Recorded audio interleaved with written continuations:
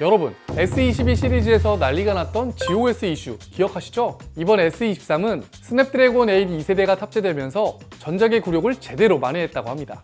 과연 실제로 그럴지 저희가 직접 GOS 테스트를 진행했습니다. GOS는 쉽게 말해 과도한 발열을 방지하기 위해 성능에 제한을 거는 기능입니다.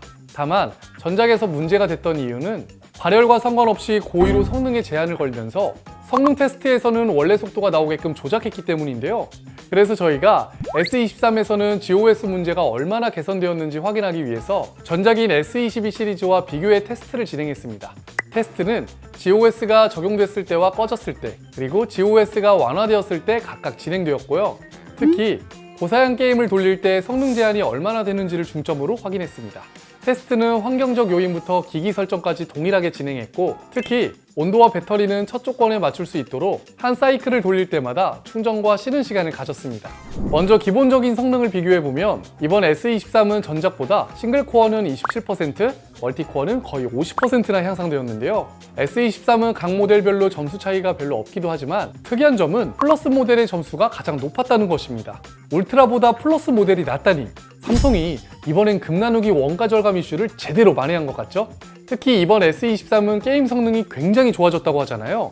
그렇다면 그래픽 데이터를 처리하는 GPU에는 어떤 변화가 있을까요? 지속적인 GPU 성능을 보기 위해 20번 이상 반복 테스트를 진행해봤습니다. 최고 점수를 보면 전작보다는 50% 높아진 점수에 S23 라인별 차이도 거의 없었는데요. 심지어 S23 일반 모델의 안전성은 S22 울트라와 비슷하게 나왔지만 능력치는 30% 이상을 웃돌고 있죠. 무엇보다 S23은 고사양 게임을 플레이해도 성능 하락 없이 높은 그래픽을 안정적으로 유지할 수 있습니다. 이건 스로틀링을 비교해보면 알 수 있는데요. 곡선의 모양을 보면 S22 시리즈는 그래프가 급격히 떨어지지만 S23에서는 완만한 곡선을 그리면서 떨어져서 안정적인 모습을 보여주죠. 이렇게 안정적으로 유지할 수 있는 이유는 바로 방열판의 차이 때문입니다. 이번 S23에서 삼성은 전 모델 모두 베이퍼 챔버를 탑재했죠. 다만 제품 크기가 커질수록 방열판의 크기도 더 커지기 때문에 약간의 차이는 발생합니다.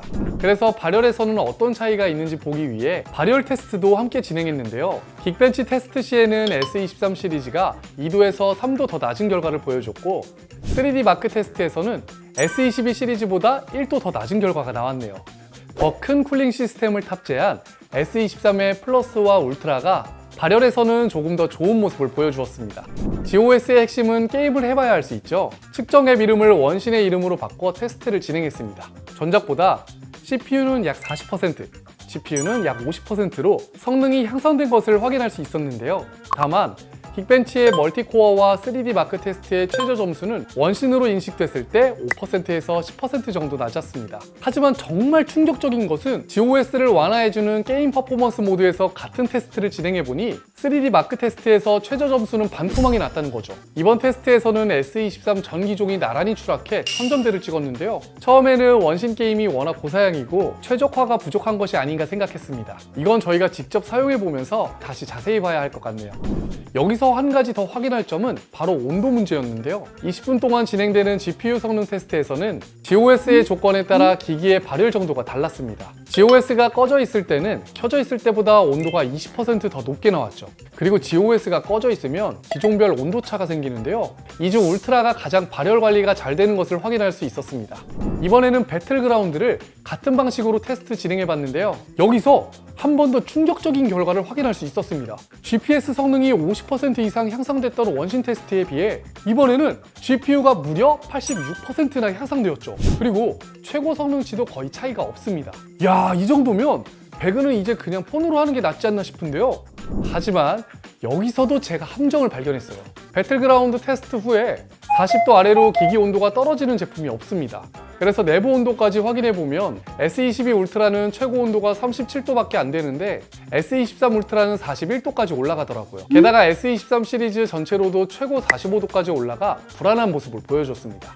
정리하면 울트라 모델의 더 큰 화면의 크기, 프로 수준의 카메라 성능, S펜 기능을 굳이 원하시지 않는다면 플러스와 일반 모델도 충분히 만족할 만합니다. 혹시 S23으로 휴대폰 변경 원하시는 분들, 휴대폰 개통할 때 많은 혜택을 원하시는 분들, 혹은 인터넷과 정수기 약정이 끝나서 현금 사은품을 받기 원하시는 분들은 저희 UNIT 1833-6304로 연락주세요. 가만히 있으면 놓치는 지원금 77만원 저희 UNIT에서 챙겨드리겠습니다. 오늘 영상도 재밌게 보셨다면 구독과 좋아요 부탁드립니다. 그럼 다음 영상에서 또 만나요. 안녕.